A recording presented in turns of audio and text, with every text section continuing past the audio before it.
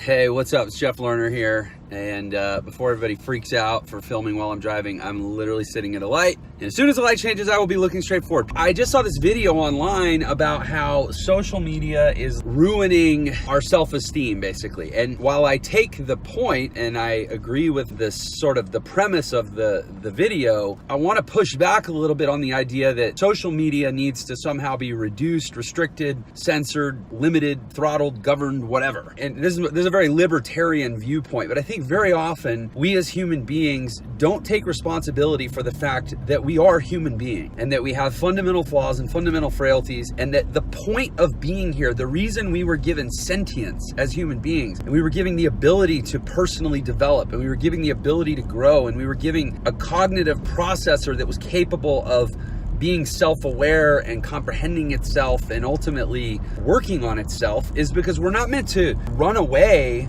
from anything that could possibly tempt us into our own frailties or our own weaknesses. Okay, so social media gives us something to compare ourselves to, and the way other people use social media is to kind of put out this technicolor, saturated version of their own lives. And so therefore we should not tune in, we should restrict ourselves, and we should cut off the benefits of social media. In other words, the fact that my parents get amazing visibility and access to their grandkids, even though they live over 1,000 miles away, in a way that was never before available or imaginable, that positive should be limited or restricted because some people are too weak and lack self-esteem, and they compare themselves to other people's lives on social media, and then they try to blame their problems and blame their bad choices on, social media eroded my self-esteem. I think that's absolute nonsense. I think that we as human beings have an obligation to use tools wisely, not use them destructively. We might as well start getting rid of all hammers because people hit themselves or others with them. We might as well get rid of all ladders because people fall off them.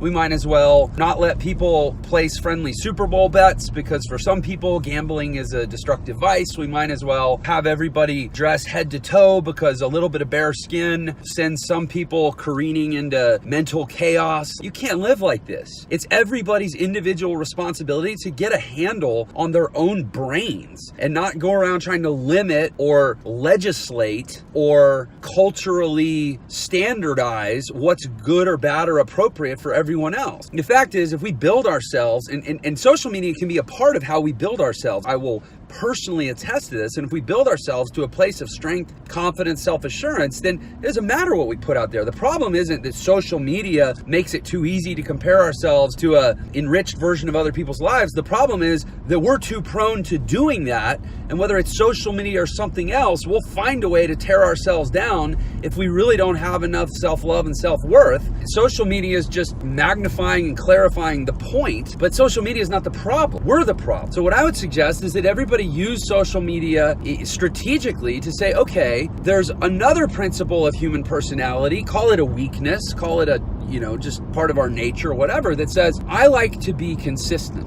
I'm going to personally take responsibility for social media's impact on me, and I'm going to disavow responsibility for its impact on other people. And if everybody else would do the same thing, then we'd all be great. We'd all be independent, interdependent, healthy, and not blaming each other and not having a victim mindset. And the way I'm going to do that is I'm going to use social media to celebrate the things about my life that I'm the most excited about. And if other people want to say, oh, that's showing off, or that's me trying to paint a one-sided portrait of my life, whatever, that's their issue. I'm using social media to celebrate and bring light to the parts of my life that I'm the most excited about, that I'm the most fulfilled by, because I recognize the natural human tendency to want to stay consistent with our public image. And so when I put the things out there about my life that I feel the best about, I create a positive pressure for myself to continue to be consistent. Some knucklehead's going to come along and say that I'm showing off, and some other knucklehead's going to come along and say that's not fair because I tried and I wasn't any good at it. Some other knucklehead, whatever.